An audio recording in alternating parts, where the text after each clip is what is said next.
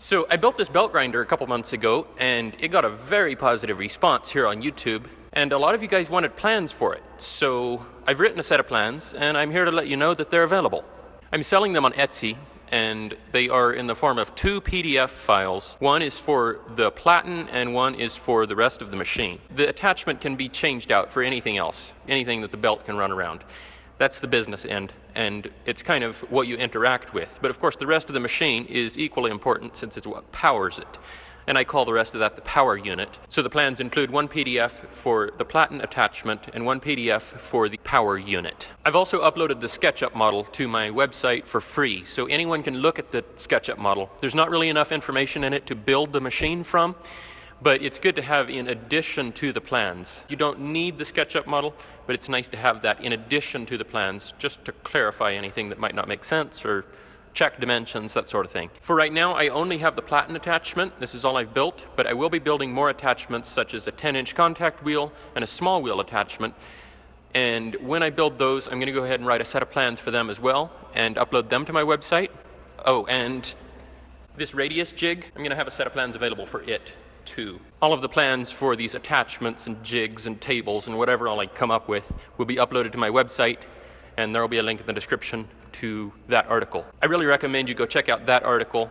There's links from that article to Etsy where you can buy the plans, and there's some more information there, so give that a read before you buy the plans, just so you know what you're getting into. So I guess that's about all I have to say right now, but while I have you here, I might as well answer some of your frequent questions about this machine. I think the most common is, how much did it cost? We can give that a quick breakdown. You have the frequency drive. That's the most expensive part. In my opinion, it's kind of mandatory. You need to have variable speed. That's $360 for this frequency drive, which is enough to run up to a 2 horsepower motor, and it can run on 1 10-volt input, which may be nice for some of you. It's also a completely watertight enclosure. Actually, I'm not sure if it's washdown rated, but at least it's dust proof, so it's not going to get grinding dust in there to destroy it like a lot of the cheap made in China ones do. A lot of those have a fan in them that actually sucks in the dust.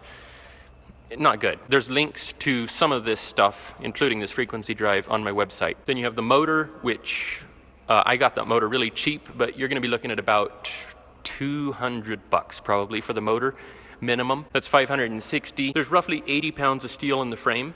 If you can get a good deal on the steel, steel is cheap, so less than $1 a pound. But let's just say, to be on the safe side, you have to pay $1 a pound or maybe even more. I'll just say it's $100. So that's $660.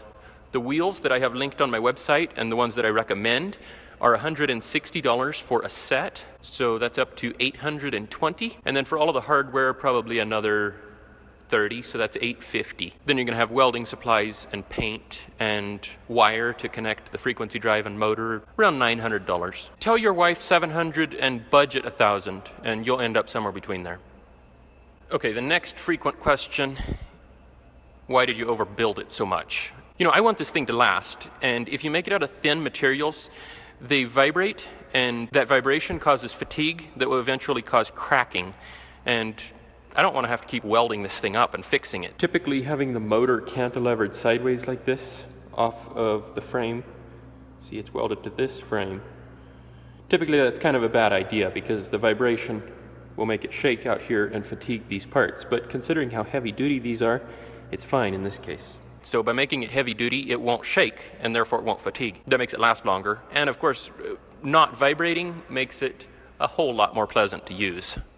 I would also like to point out that while the platen attachment is only about 7 inches in front of the hinge, some attachments will stick out farther than that, and the load, basically when you're grinding, the platen is trying to go up and the table is trying to get pushed down, and that load is being transferred through this hinge. So the farther out here it is, the stronger this hinge needs to be to take that load. So I think it's pretty important to make this hinge really strong, and that also means that the bar that the table and the attachment mounts to should be solid and really, really strong. So this is 1.5 inch solid steel square bar. Let's see what else. Okay, how much power you need? You need 2 horsepower, minimum. I used a 1.5 horsepower motor. It's not enough. If you're really going into production, if you're using this thing day in and day out, you're probably going to want 5. I'll show you why.